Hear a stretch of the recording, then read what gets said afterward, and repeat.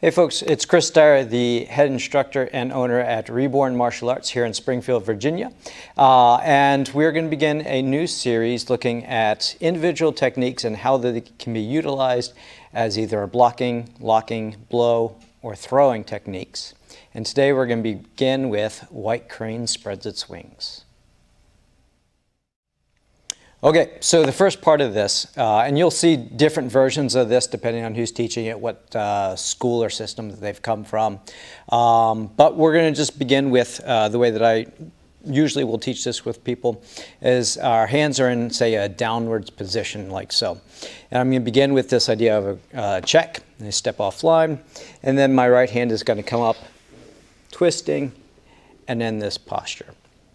So again, say my hands are down in whatever position I'm in. I begin stepping offline. I throw this hand up across my face.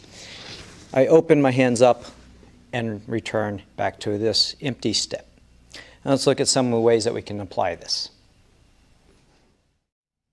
Okay, so let's look at this. We'll begin with the block. This is the easiest way to interpret the movements. So in this case, again, I'm starting with my hands down. For whatever reason, you turn around and the person gets ready to throw two attacks at you.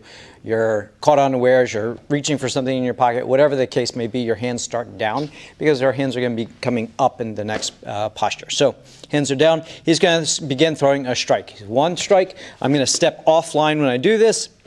My toes are going off a 45-degree angle. It's preparatory motion. And I'm setting up an escape. So in this case, I want to avoid this conflict. So hand comes up, one, and then this hand's going to come up at the same time, two. I'm turning my body as I do this, and here's my escape. I'm moving offline out of the way, right? So if I turn sideways, one, two. We typically would call this pitter-pat blocking. It's kind of like playing that game, pitter-pat with your hands. Check, clear. If he throws a 1-2, I have the same idea. I'm still blocking. And if I play my footwork correctly, I'm escaping at the same time. I'm here, and I get a slap along the face at the same time. So again, 1, 2, and I can start escaping from here. So as a defensive technique. All right, back up just a little bit. The next part. So that's blocking. Now we have locking. So locking, we're going to do, we'll say with the right punch comes in. I catch the hand just like before, so the hand's coming up. And then I'm going to do this hand position like so. So as I'm going through the form like this, I'm bringing the wrist down. And I'm coming up underneath, and I'm catching at the tricep, so I'm locking up this joint.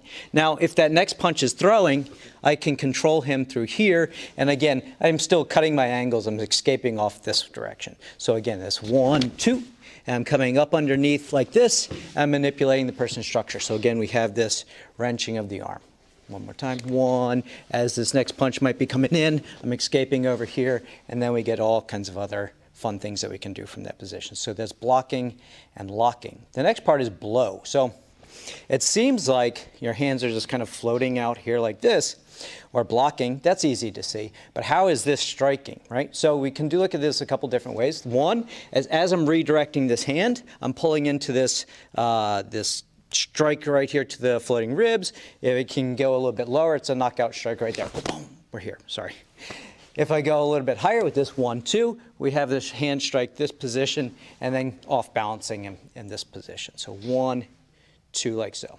So we have blocking, we have locking, we have striking, and now let's look at throwing. So in the form when we do this, I often teach this turning the foot, and then I'm focusing my body weight here. So again, I'm escaping, but now I can also come back in. So we're going to do this nice and slow, 1, 2. This hand that's up here is going to stay up here, and in the form, we often come back with this position.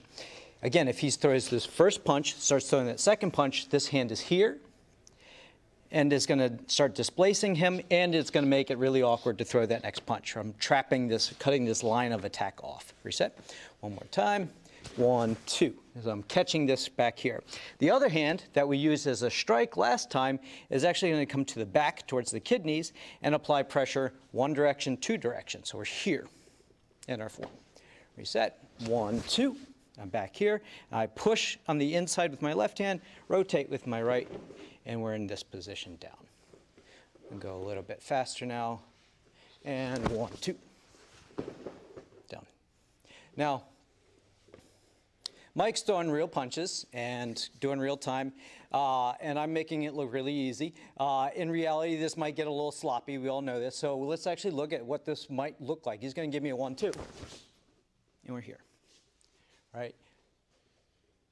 Even though we want to do real time, real strikes, because I've closed off that line of attack, he can't really throw that next thing. Now, there's other things he can do. We can start going for locks and all that fun stuff. But if you practice this quickly and you have a calm state of mind as you're doing it, and you've just trained muscle memory, so you don't even think about it, your body will naturally respond to something that looks similar to this if you ever end up in that position.